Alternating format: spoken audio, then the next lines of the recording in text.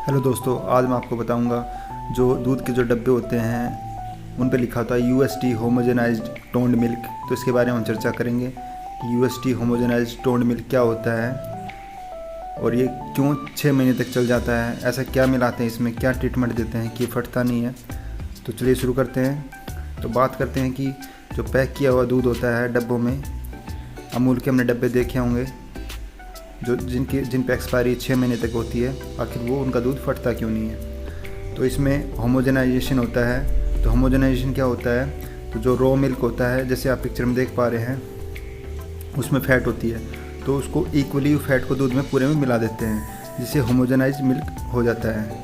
मतलब जो फैट के जो पार्टिकल होते हैं वो पूरे दूध में इक्वली मिल जाते हैं, तो फैट पूरी तरह उसमें डिजोल्व हो जाती है।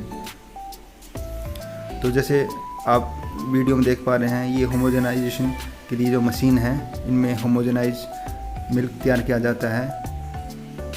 ये मशीन की कॉस्ट 20 से 25 लाख रुपए है। तो ऐसे प्लांट में इस टाइप की मशीनें अक्सर रखी जाती हैं, जिससे डब्बों में होमोजेनाइज्ड दूध पैक किया जाता है। तो होमोजेनाइजेशन एक मैकेनिकल प्रोसीजर है दैट ऑकर्स आफ्टर पास्चुराइजेशन। मतलब जो होमोजेनाइजेशन है वो पास्चुराइजेशन के बाद होता है।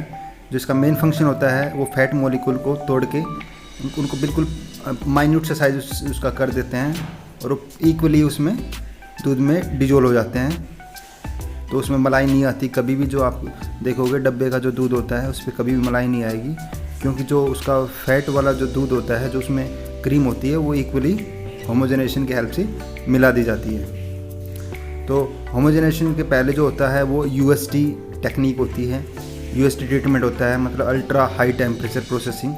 तो जो अल्ट्रा हाई टेम्परेचर प्रोसेसिंग है वो 275 डिग्री फ़ारेनहाइट और 135 डिग्री सेंटीग्रेड पर की जाती है, जिस पे सभी प्रकार के बैक्टीरिया मर जाते हैं।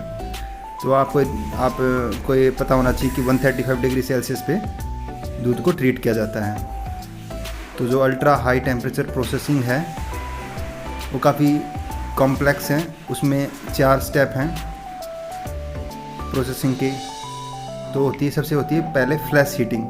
फ्लैश हीटिंग अभी आपको बताया मैंने कि 135 डिग्री सेल्सियस पे दूध को हीट किया जाता है। फ्लैश होता है तुरंत, कुछ टाइम के लिए 135 डिग्री सेल्सियस पे दूध गर्म किया जाता है। फिर फ्लैश कूलिंग की जाती है, कुछ ही सेकंड में दूध को 4 डिग्री सेल्सियस पे डाउन किया जाता है, काफ़ी कूल हो जाता है 4 डिग्री सेल्सियस। उसके बाद होमोजेनाइज किया जाता है। होमोजेनाइज मैंने आपको बता दिया है कि उसमें फैट जो मॉलिक्यूल है उनको इक्वली आप दूध में मिला देते हैं, जिसपे क्रीम दूध में नहीं रहती है। उसके बाद होती है एसेप्टिक पैकिंग। एसेप्टिक मतलब कीटाणु रहित पैकिंग होती है। तो ये जानकारी मैंने आपके साथ शेयर की है। तो ये चीज़ें आपको क्लियर हो गई होगी। तो मुझे नहीं लगता आपको कोई डाउट रहा होगा। अब नेक्स्ट टाइम आप दूध के डब्बों को देखेंगे तो आपके डाउट सारे क्लियर हो जाएंगे। यदि वीडियो अच्छी लगी हो तो लाइक करें, सब्सक्राइब करें। Bye guys.